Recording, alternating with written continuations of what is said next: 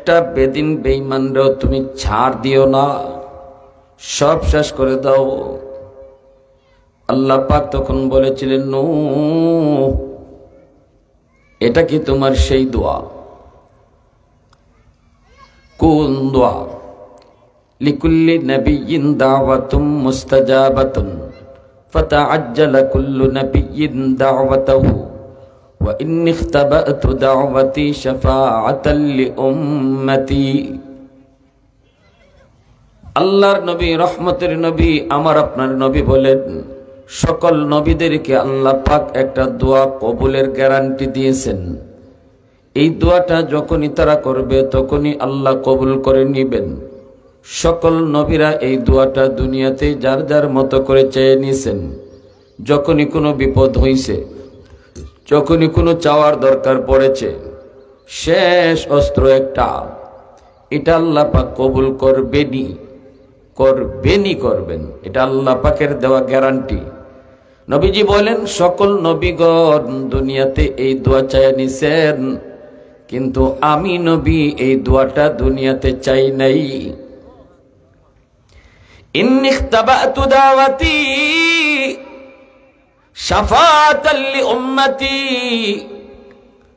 আমি দোয়াটা আমি আমার অন্তরের ভিতরে লুকায় রাখলাম, কিয়ামতের ময়দানে আমার উম্মতের সুপারিশের জন্য কাজে লাগাবো। আল্লাহু আকবার। والليل من زلف محمد كترنم والشمس برخسار أحمد كترنم والفجر من صبح رسالت کی بشارت والعصر में दौर नबूवत के बशारत हर फूल में रूय मदीना का तबस्सुम शाखों की लचक में बेक़दा का तकल्लुम यासीन से मौला ने कभी उनको पुकारा हामीन कभी और कभी ताशीन इशारा ये रमज़ो है कुछ आशिक माशूक के माबैन समझा है जिन्हें खल्क़ों में एक सरवर कौनैन समझा है जिन्हें खल्क़ों में एक सरवर कौनैन। मुसलमाনের आवाज़े बोलें अल्लाहु अकबर। নবীজি বলেন, উম্মতের দল সকল নবীগণ এই দোয়াটা দুনিয়াতেই তারা চায় নিছেন, কিন্তু আমি নবী চাই নাই। কিয়ামতের মাঠে আল্লাহর কাছে উম্মত যদি বিপদে পড়ে যায়, আমার উম্মতের জন্য আল্লাহর কাছে ওই দোয়াটা চাইবো। সুবহানাল্লাহ। যখন দেখবো আমার কোনো কিছুতেই কাজ হয় না, তখন আমি ওই শেষ অস্ত্রটা আল্লাহর কাছে ব্যবহার করব। সুবহান। নূহ নবী কয়, মালিক সবাইকে তুমি শেষ করে দাও, আল্লাহ কাউরে রাখো না, কাউরে রাখো না। আল্লাহ পাক বলে, নূহ এটা কি সেই দোয়া? নূহ নবী কয়, হ্যাঁ এটা সেই দোয়া যেটা তুমি কবুল করার গ্যারান্টি দিয়েছো। আল্লাহ কই, তাহলে ঠিক আছে, ফাইনাল, সব শেষ করে দিব। তুমি তোমার ইমানদার মুমিন যারা অল্প কজন ইমান এনেছে, মুমিন হয়েছে, তাদেরকে নিয়ে তুমি একটা নৌকা বানাও। এই নৌকার মধ্যে, জাহাজের মধ্যে উঠে নিরাপদ জায়গায় তুমি চলে যাও। तमाम দুনিয়া আমি পানির নিচে ডুবাই দিয়ে সব ধ্বংস করে দিব, কাউকে আমি রাখবো না। কিন্তু এর আগে কিছু পাতিল বানাও, মাটি দিয়ে কিছু পাতিল তুমি তৈরি করো। নূহ নবী মাটি দিয়ে কিছু পাতিল বানাইলেন। আল্লাহ পাক বলতেছেন, মনের মাধুরী দিয়ে তুমি বানাও, যেভাবে তোমার মন চায় সেভাবে বানাও, যদ্দূর তোমার ব্রেইনে কুলায়, যদ্দূর তোমার মনের খাহেশ তুমি বানাও। নূহ নবী বিভিন্ন ডিজাইনে তুমি পাতিল বানাইতে লাগলেন, মাটি দিয়ে তিনি পাতিল বানালেন। এইভাবে আল্লাহ পাক রব্বুল আলামিন সবগুলি পাতিল বানানোর পর আল্লাহ কয়, নূহ এবার হাতে একটা লাঠি নেও আর সবগুলি পাতিল ভেঙ্গে ফেলো। নূহ নবী কয় মালিক কেনই বা বানাইতে বলছো, কেনই বা আবার ভাঙতে বলো? এত মনের মাধুরী দিয়া বানাইলাম,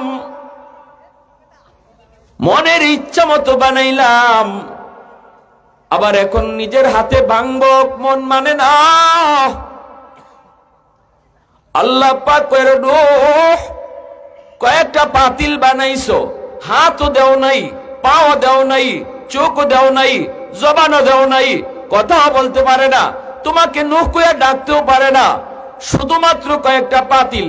এই পাতিল নিজের হাতে বানায়া আবার ভাঙতে যদি তোমার কষ্ট হয়, তাহলে এইবার বলো আমার যে বান্দা বান্দিরে শেষ করে দেওয়ার জন্য তুমি বলছো, আমি তো এদেরকে নিজের হাতে বানাইছি, শুধু বানাইছি তা না, হাত দিয়েছি শুধু তা না, পা দিয়েছি, একটা বডির আকৃতি দিয়েছি, চোখ দিয়েছি, জবান দিয়েছি। এই জবান দিয়ে আমি আল্লাহরে আল্লাহ কইয়া ডাকে, হয়তো সব সময় ডাকে না, মাঝে মাঝে হলেও তো একবার ডাকে, বলো বলো আমার যেই বান্দাগুলিরে আমি আল্লাহ এই বডির মধ্যে একটা জান দিলাম, জানটা দেওয়ায় হাঁটা থাকতে পারে, নড়তে পারে, চড়তে পারে, আমার ওই বান্দা বান্দিগুলিকে ভাঙতে বুঝি আমি আল্লাহর কষ্ট লাগে না? কি পরিমাণ মায়া, কি পরিমাণ মায়া! নূহ নবীর একজন মহিলা কয়, নবী গো, যেদিন তুফান শুরু হয়ে যাবে আপনি আমাকে ইয়াদ করে জাহাজে উঠায় আপনি নিয়ে যান গো নবী। আমি একজন দুর্বল মহিলা, আমার গায়ে বড় শক্তি কম, আমি পারাপারি কইরা জাহাজে উঠতে পারবো না, আমি একজন বয়স্ক মহিলা, তুফান শুরু হলে আপনি আমাকে ইয়াদ করে জাহাজে উঠায় নিয়েন। নবী কই ঠিক আছে মা।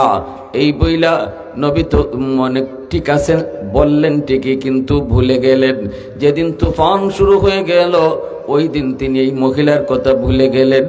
যুবক, বেশ কিছুদিন পর যখন তামাম দুনিয়া পানিতে ডুবলো, সব কিছু আল্লাহ মিসমার করে দিল, এরপরে যখন দুনিয়া আবার স্বাভাবিক হলো, নূহ নবীর তখন মনে পড়েছে ওই মহিলার কথা। মনে মনে ভাবতেছে, হায় রে আমি কি ভুল করলাম, আমি তো আল্লাহর বান্দির কথা ভুলে গিয়েছি।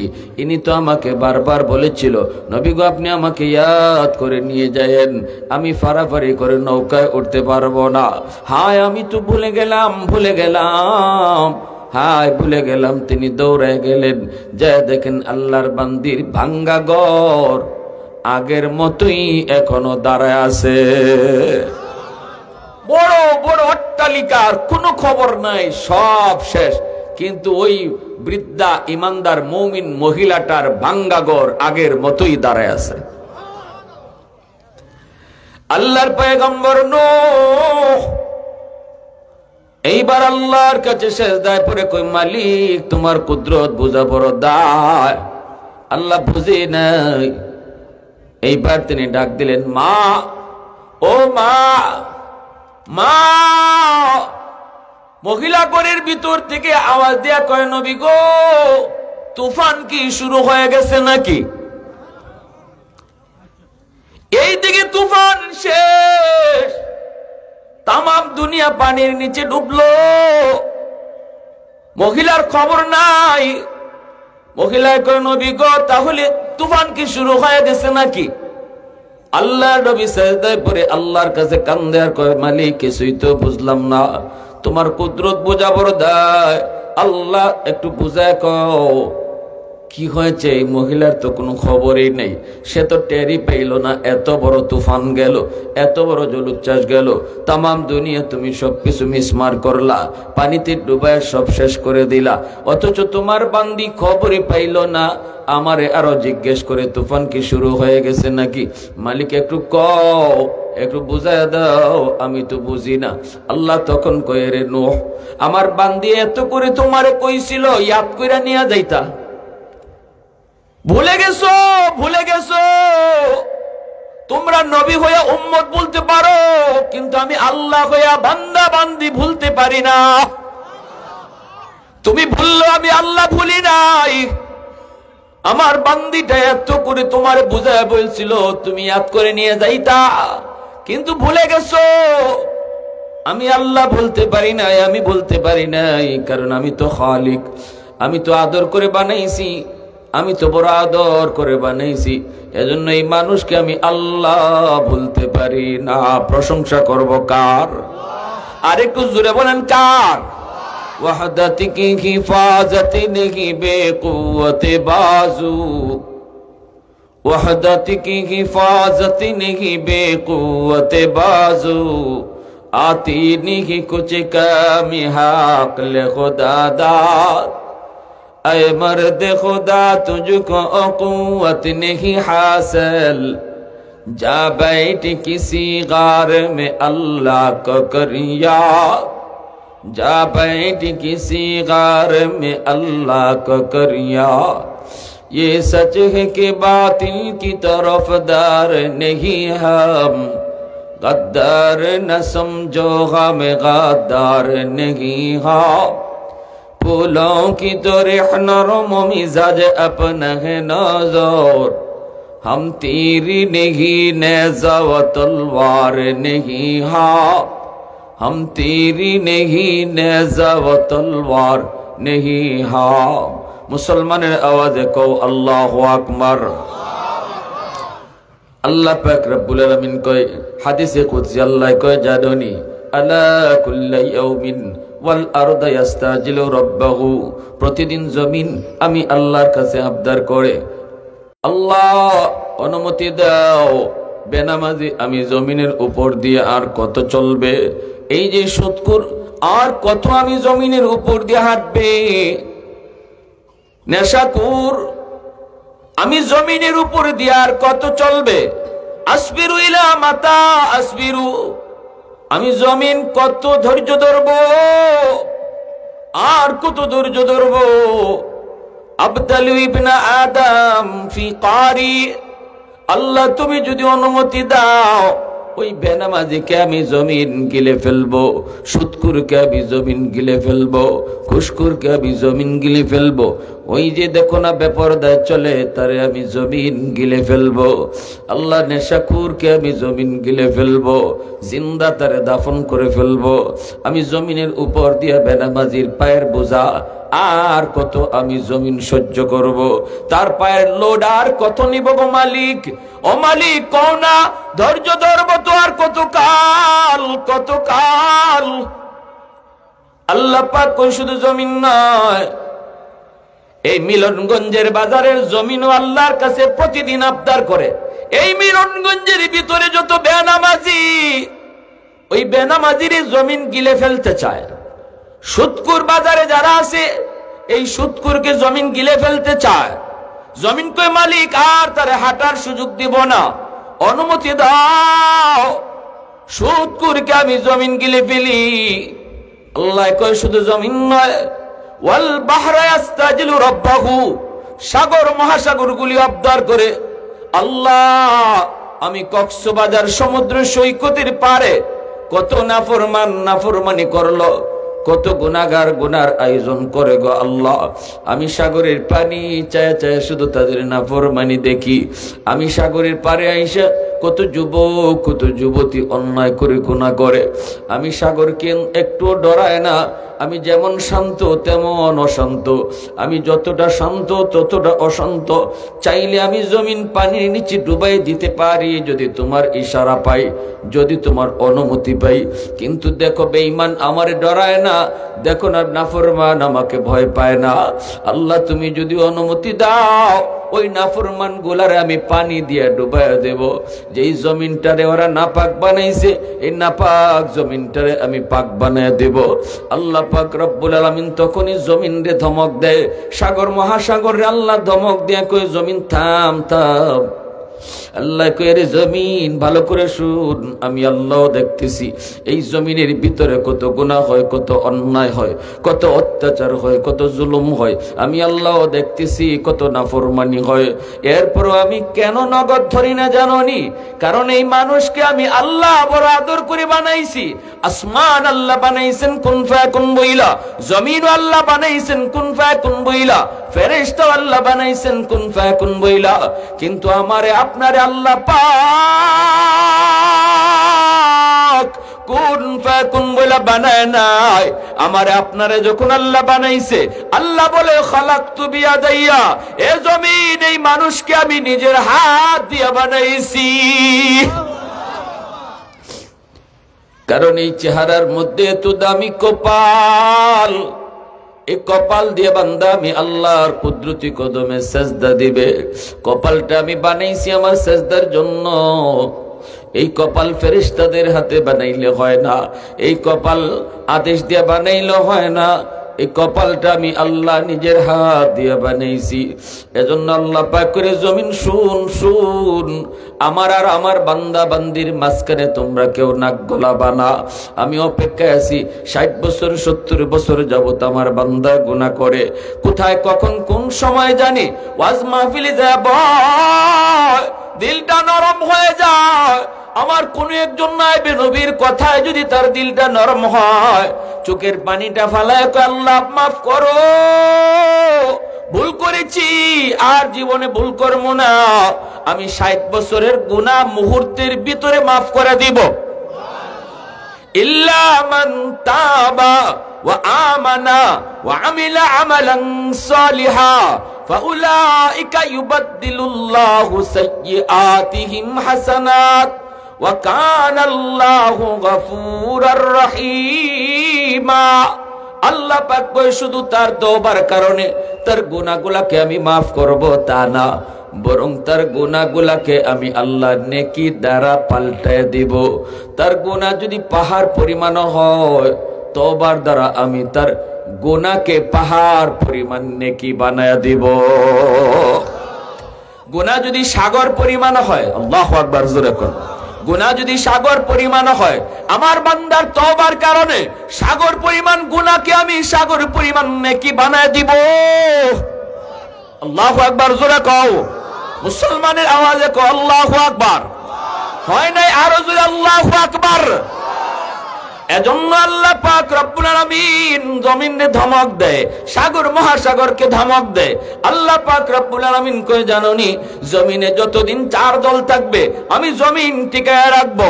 এই জমিনের ভিতরে 1 নাম্বার দল, যাদের উসিলা আমি জমিন টিকায় রাখছি, লাউলা মাশাইখু রুক্কা ওয়াশ শাবাবু খুশা ওয়াল আতফালু রুদ্দা ওয়াল আনআমু রুদ্দা লাজআলতুস সামাআ হাদিদা ওয়াল আরদা খাফসাফা والتراب رمادا وما أنزلت من السماء قطرا وما أنبت من الأرض نباتا بل أنزلت عليكم العذاب صبا। আল্লাহ কে 1 নাম্বার হলো, জমিনের ভিতরে আমার কিছু বান্দা বান্দি, বয়স্ক কিছু বান্দা বান্দি আছে, চুল দাড়ি তাদের সাদা হয়ে গেছে, কোমরে তার ব্যথা, হাঁটুতে তার ব্যথা, রুকু করতে তার কষ্ট হয়, সেজদা দিতে তার বড় কষ্ট হয়। কিন্তু আমার বান্দা কষ্ট হলো সে কষ্ট কইরা আমি আল্লাহকে সেজদা দেয়, কোমরটা তার সেইরা যায়, রগটা তার সেইরা যায়, এরপর আমি আল্লাহরে রুকু করে, অসুস্থ অবস্থায় কষ্ট হয় নামাজ পড়তে, এরপরও নামাজ পড়ে। আমার বান্দা কষ্ট করে করে যখন আমার কদমে সেজদা দেয়, তখন তার সেজদার দিকে তাকাইলে এই জমিনের প্রতি আমার মায়া লেগে যায়। আল্লাহ কয় জমিন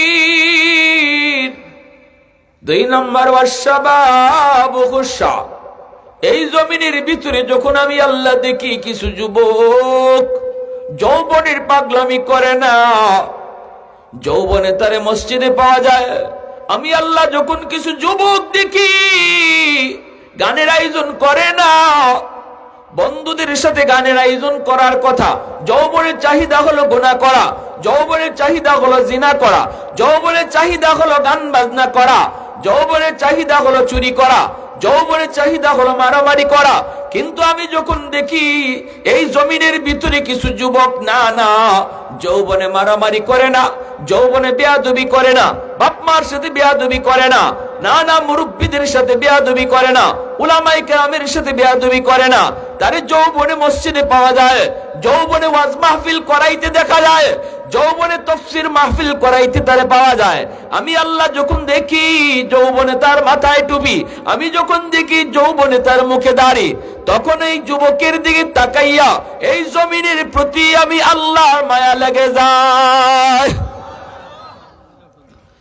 এজন্য আমার ভাইরা বন্ধুরা, আল্লাহ পাক রব্বুল আলামিন কয়, এ জমিন ভালো করে শুন, আমি ততক্ষণ পর্যন্ত ধরবো না যতক্ষণ পর্যন্ত জমিনে এমন যুবক থাকবে।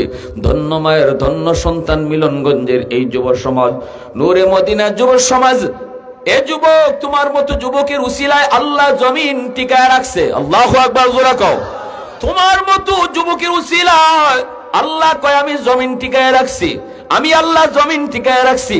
আসমান আসমানের জায়গায়, জমিন জমিনের জায়গায় দাঁড় করে রাখছি।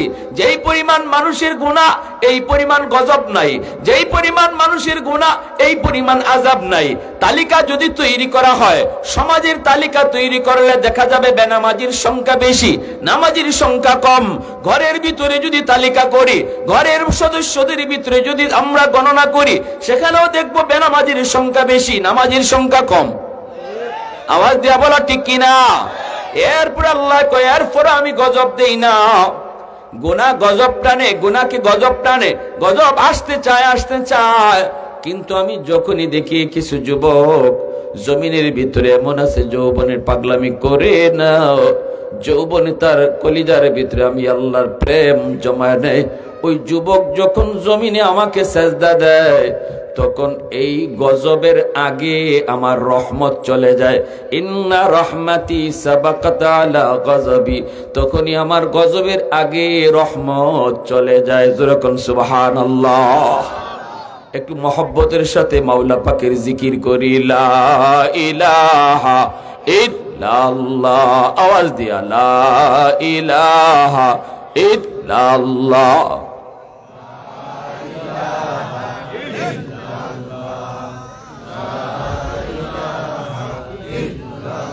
আরো জোরে, লা ইলাহা ইল্লাল্লাহ।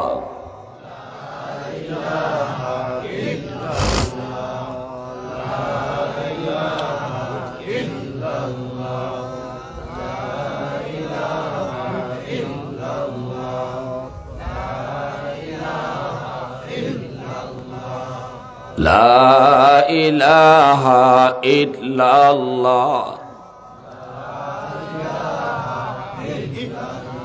লা ইলাহা ইল্লাল্লাহু মুহাম্মাদুর রাসূলুল্লাহ।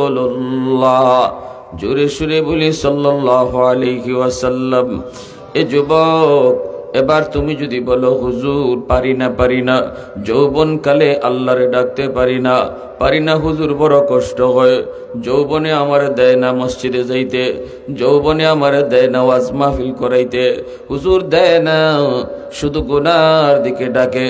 তাহলে আমি বলবো যুবক, সর্ব জায়গায় সর্বক্ষেত্রে যদি তুমি তাকাও, সব জায়গার সব সেক্টরে আল্লাহ পাক কিছু না কিছু যুবককে দিনের লাইনে রাখছেন।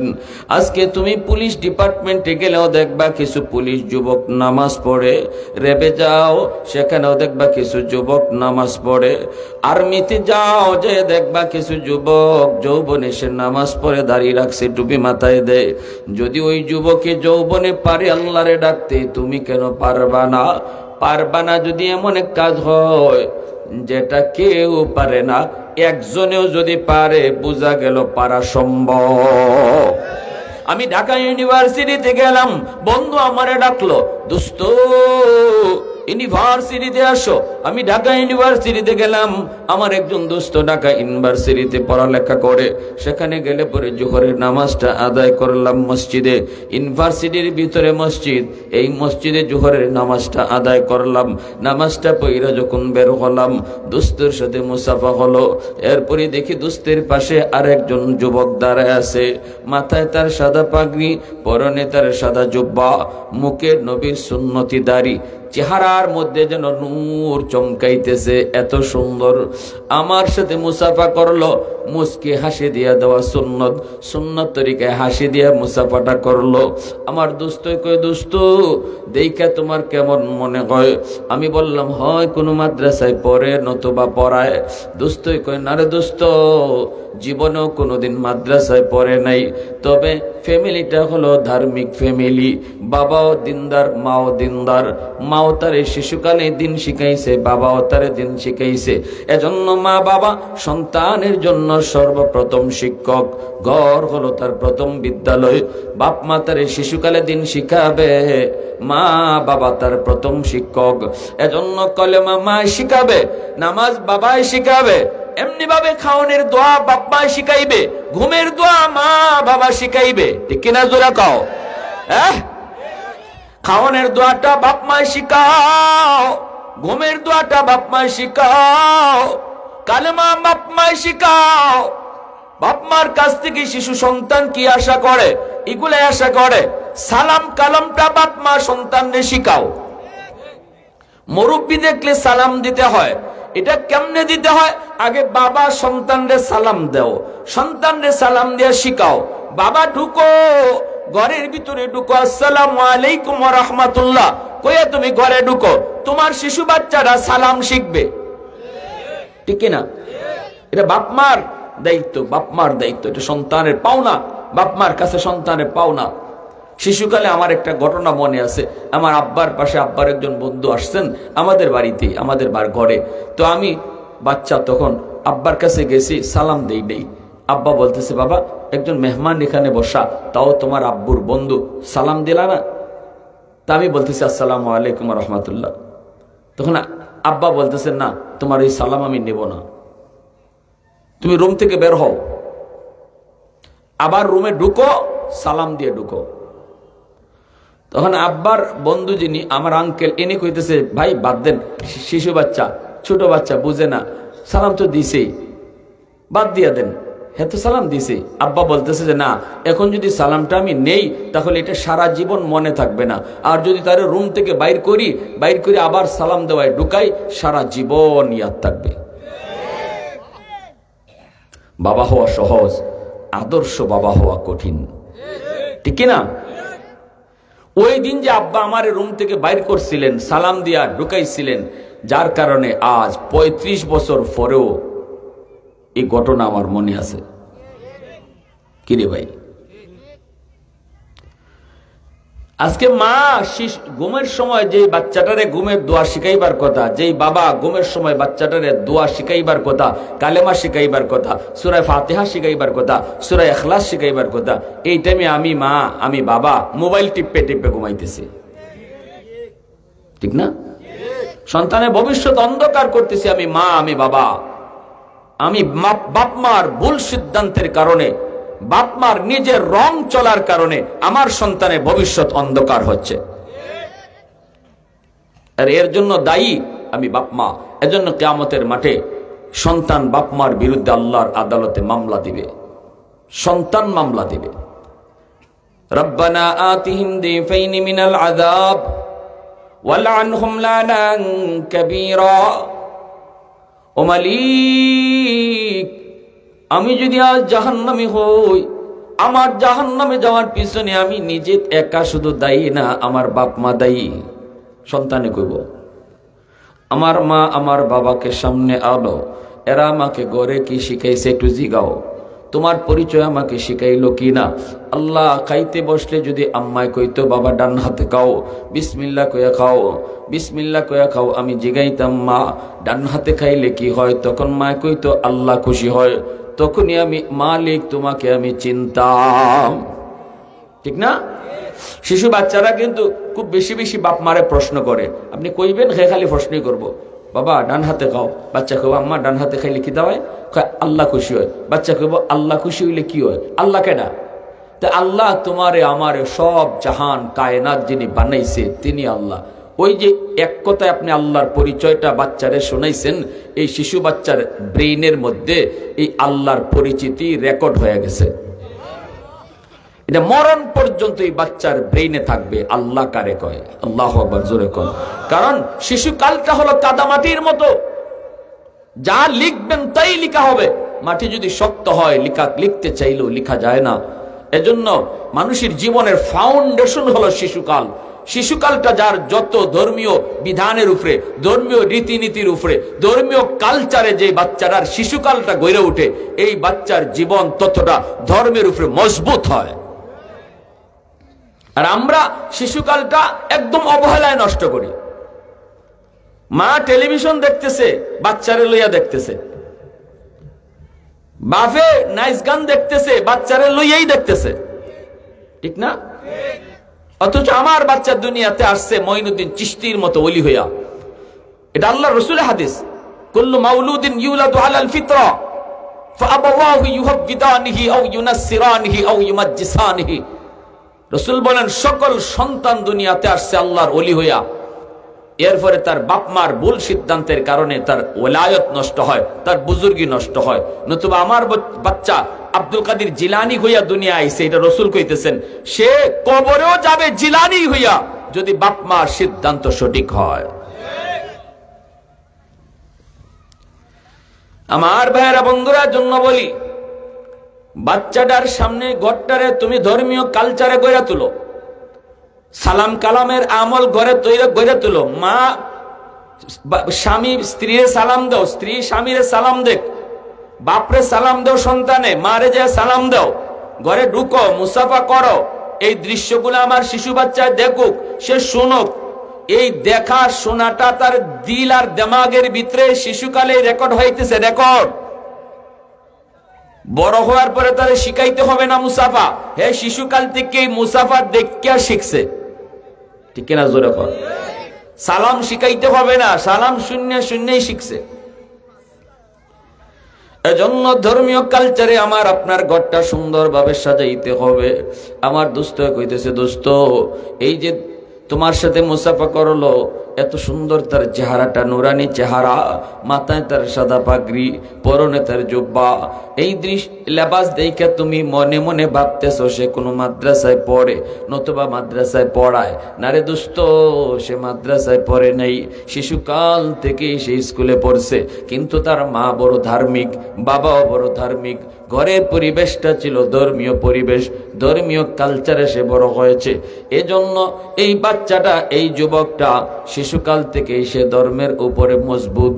কলেজে পড়ে তখনও নামাজ ছাড়ে নাই, আজকে ঢাকা ইউনিভার্সিটিতে ভর্তি হলো, জন্মদারি, এখনো তার মুখে জন্মদারি, একবারের জন্য দাড়ি কামায় নাই। আল্লাহু আকবার, জোরে কও।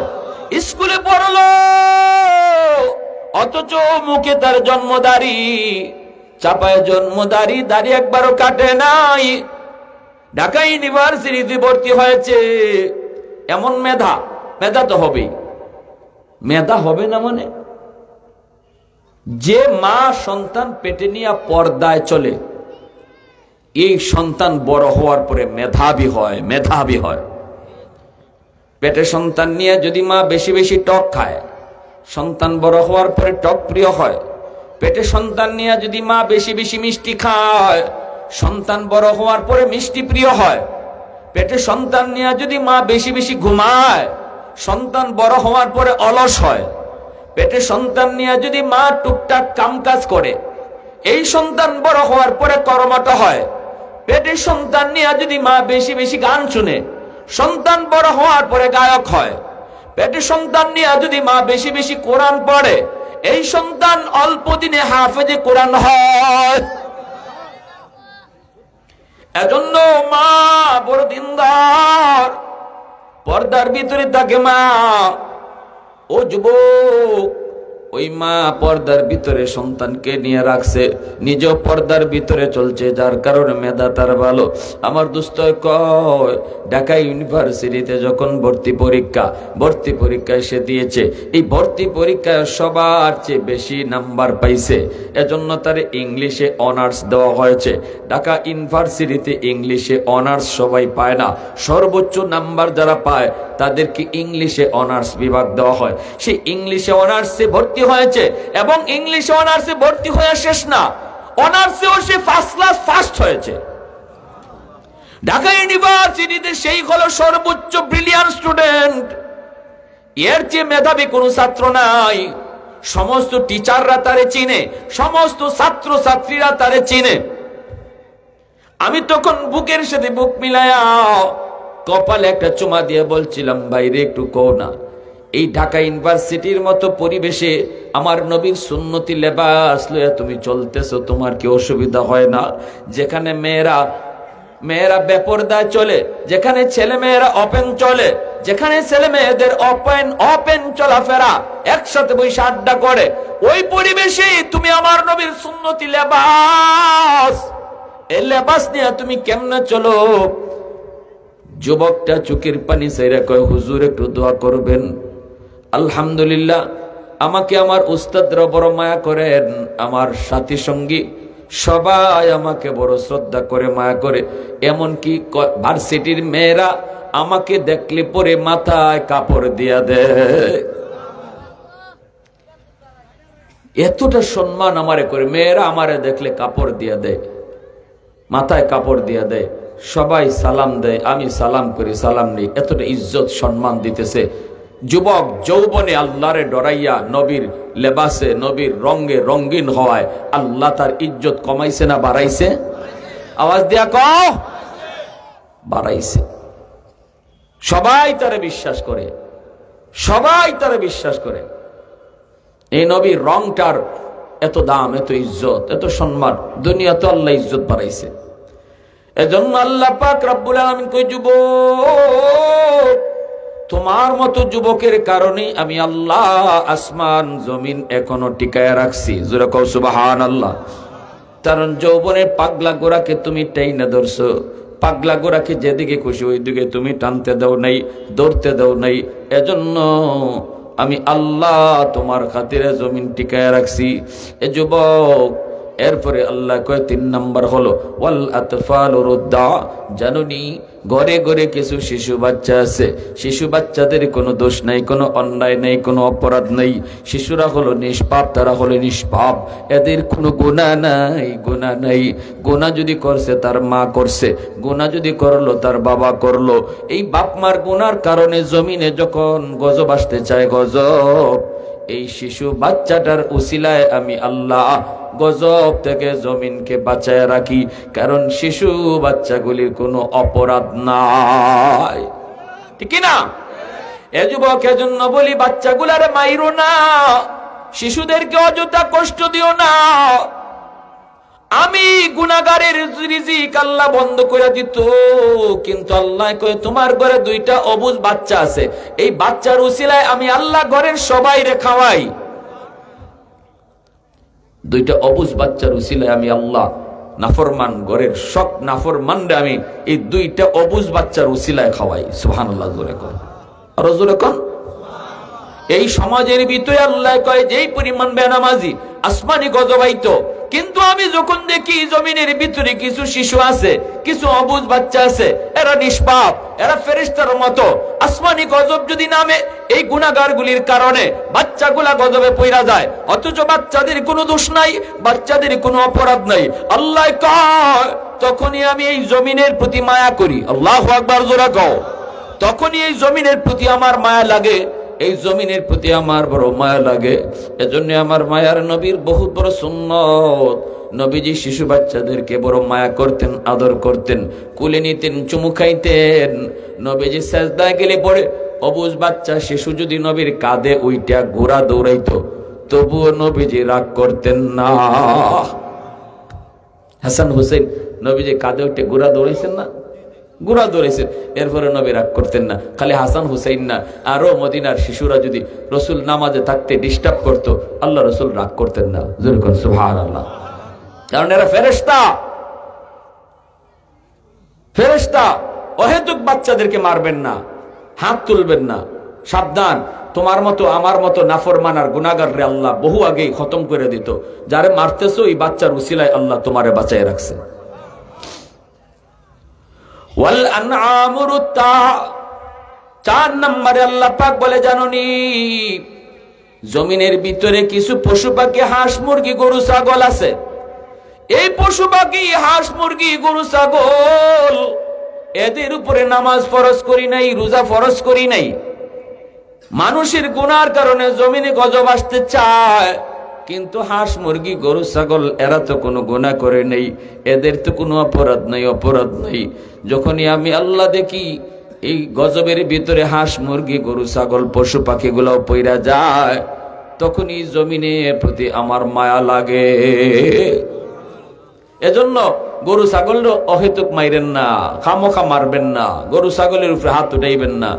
এরা পশু খামোখা মারবেন না, যদ্দূর না পারা যায় মাইরা সামলাইতে মারবেন না। কারণ আল্লাহ হাদিসে কুদসিতে আল্লাহ নিজে কয়, তোমার মতো নাফরমান বহু আগে আমি আল্লাহ তোমার রিজিক বন্ধ করে দিতাম, তোমার চলার ক্ষমতা বন্ধ করে দিতাম। আসমানি গজব আইতো, তোমার গুনার কারণে গজব আইতো চায় ধেয়ে আইতো পারে না ওই গরুটার কারণে। সুবহানাল্লাহ।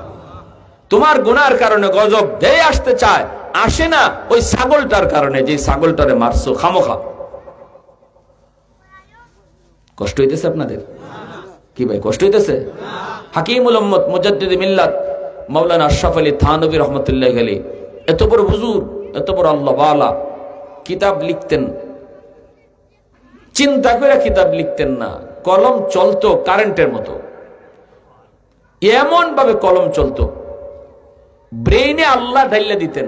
মনে হইতেছে একটা কালেকশন উপর থেকে শুরু হয়েছে, কানেকশন হয়েছে, আর ওনার কলম অটো চলতেছে। নইলে একজন মানুষের পক্ষে জীবনে এত কিতাব লেখা সম্ভব না, চিন্তা করে করে যদি লিখতে হইতো। কোনো চিন্তা নাই, উনি কলম ধরতেন আর কলম চলতো। এই হাকিমুল উম্মত মুজাদ্দিদ মিল্লাত মাওলানা আশরাফ আলী থানভী রহমতুল্লাহ আলাইহি এনার বিবি সাহেব যাইতেছেন বাপের বাড়িতে বেড়াইতে, আর বলতেছেন, স্বামী গো, আমার মুরগি আর মুরগির বাচ্চারে টাইম মতো চাইরো। ফজরের পরে উনি নামাজ পড়ে কিতাব লিখতে বসছেন, এদিকে মুরগির বাচ্চা সারবার টাইম হয়ে গেছে, খবর নাই। মুরগিও চিল্লায়, বাচ্চাও চিল্লায়। হঠাৎ করে ওনার কলম বন্ধ হয়ে গেছে, এখন আর লেখা আসে না। থানভী রহমতুল্লাহ আলাইহি চিন্তায় পড়ছেন, ঘটনাটা কি, লেখা আসে না কেন? বড় পেরেশান, হায় আমার দ্বারা কোনো গুনাহ হয়েছে কিনা, কি ভুল জানি করলাম। সাথে সাথে মনে পড়ছে, হায় রে, ওই যে মুরগির আওয়াজ শোনা যায়। দৌড়ে গেছেন ঘরে গিয়া, যে খাঁচার মধ্যে মুরগি আছিল এই খাঁচাটা খুললে দিছেন, মুরগি বাচ্চাগুলা নিয়ে বাইরেছে। এরপরে তিনি আবার আইয়া অজু করে লেখাত বইছেন, অটো কলম চলা শুরু হয়ে গেছে। ওই যে মুরগিটা কষ্ট পাইতেছিল, আল্লাহ এটা সহ্য করতে পারছে না। আল্লাহ দায়িত্ব আছিল তোমার, এটা আমি, এর খালিক আর মালিক আমি আল্লাহ, মুরগিটারও আমি বানাইছি। বিবি সাহেব দায়িত্ব দিয়া গেছে, একটা হাইওয়ান তুমি আটকায় রাখছো, কষ্ট দিতেছো, এজন্য আমার তরফ থেকে যে নিয়ামত তোমার মাথায় আমি দিতেছিলাম, এই নিয়ামত বন্ধ হয়ে গেছে। আবার যখন এটা পূরণ করছেন, তখন আল্লাহর পক্ষ থেকে নিয়ামত আবার জারি হয়েছে। সুবহানাল্লাহ। একটু চিন্তা করলে বুঝেন যে আমরা কি করতেছি, আমাদের দ্বারা কত অন্যায় হইতেছে। কেন আজকে আমার অসুস্থতা সারে না, আমার বিপদ সারে না, আমার অশান্তি যায় না? কারণটা কি? এমন কত সমস্যায় আমি জর্জরিত, আমার দ্বারা এমন কত ভুল হইতেছে। এজন্য আল্লাহ কইলাউলা মাশাইখ রুক্কা ওয়াশ-শাবাবু খুশা ওয়াল আতফালু রুদ্দা ওয়াল আনআমু রুত্তা লাজআলতুস সামাআ হাদিদা ওয়াল আরদা খাফসাফা ওয়াত তুরাবা রামাদা। যদি এই চার দল জমিনে না থাকতো, লাজআলতুস সামাআ হাদিদা, আমি আল্লাহ আসমানকে লোহা বানায় দিতাম। ওয়াল আরদা খাফসাফা ওয়াত তুরাবা রামাদা, এই জমিনে আমি তামা বানায় দিতাম, তামা। আমা আনজালতু মিনাস সামাই কাতরা, এক ফোঁটা রহমতের বৃষ্টি আমি আসমান থেকে নাজিল করতাম না। ওয়ামা আম্বাতু মিনাল আরদি নাবাতা, একটা শস্যের দানাও আমি জমিনে উঠতে দিতাম না। বাল আনজালতু আলাইকুমুল আযাবা সাব্বা, পর জমিনের মধ্যে শুধু আযাব আর গজব নাজিল হইতো। আল্লাহ কই, মানুষ কেন বানাইছি জানোনি? বানাইছি লিয়াবুদুন, আমি আল্লাহর ইবাদত করার জন্য। এত আদর করে তোমারে বানাইলাম, নিজের হাত দিয়ে তোমারে বানাইলাম। বানানোর উদ্দেশ্য একমাত্র আমি আল্লাহর গোলামি, উদ্দেশ্য আমি আল্লাহকে চিনা। আগে আমারে চিনো, লিয়াবুদুন আই লিয়ারিফুন, তাফসীরে জালালাইনের মধ্যে লেখেন লিয়াবুদুন আই লিয়ারিফুন, আল্লাহ ইবাদতের জন্য বানাইছে, এর মানে হলো আল্লাহ কয় আমি তোমার এত আদর করে বানাইছি তুমি যেন আমি আল্লাহকে চিনতে পারো। কেমনে আল্লাহরে চিনা যায়? আল্লাহর ইবাদত করলে আল্লাহকে চিনা যায়, ঠিক না? আল্লাহরে চিনলে মানাটা সহজ, যে যারে চিনে সে তারে মানে। আপনি বইছেন গাড়ির মধ্যে, পাশের সিটের মধ্যে ওসি সাহেব বয়া, আপনি তো মনে করছেন আপনার সাথের প্যাসেঞ্জার, আপনার খবর আছে, আপনি ফাউনা চাইতেছেন, আপনা চাইতেছেন, খবর নাই আপনার। একজন আইসে কানে কানে কইছে এবার যে ফাউলার আইতেছো দারো যে বয়া চিনো কেডা? কয় কেডা? ওসি। এখন আর ফাউল লড়বো নি আপনি? জোরে মাতো ফাউল লড়বো আর এখন? এতক্ষণ চিনো না এজন্য লড়াইছো, এখন চিনছো সাথে সাথে শিরা ঠান্ডা, ঠিক কিনা? এজন্য আল্লাহ আগে আমারে চিনো, বানাইছি তোমারে চিনবার লাগে। ফেসেলে গেছে এয়ারপোর্ট, আমারে যদি চিনো তখন আমারে মানাটা সহজ হইব। আল্লাহ কয় তখন নামাজ পড়াটা সহজ হইব, আগে আমারে চিনো। ফুট গেছে বাফরে আনতো এয়ারপোর্ট, বাপ লজ্জা দিন ধরে আয় না বিদেশ থেকে।